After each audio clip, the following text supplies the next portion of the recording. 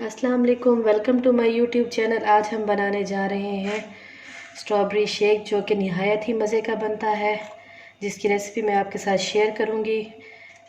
Strawberry मैं लूँगी आधा किलो के करीब, जिन्हें मैंने अच्छी तरह से धो लिया है। चीनी लूँगी 1 प्याली, रेगुलर शुगर है। 1 लीटर के करीब दूध ले लूँगी मैं। अब मैं एक मिक्सर ले लूँगी, जिसके अंदर मैं 1 लीटर दूध डाल लूँगी।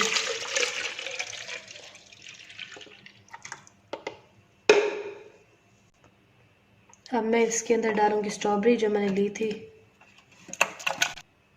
1 प्याली लूँगी शुगर। अब मैं इसको ग्राइंड कर लूँगी।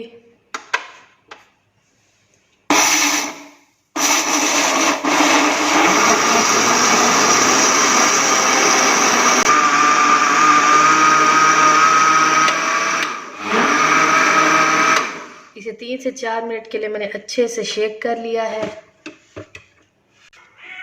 मज़ेदार सा हमारा शेक रेडी। ग्लासेस को मैंने पहले ही स्ट्रॉबेरी सीरम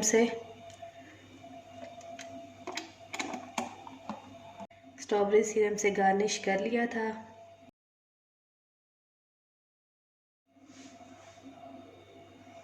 मज़ेदार सा हमारा जूस रेडी है। तो इसके साथ ही मुझे इजाज़त दें। अल्लाह हाफ़िज़।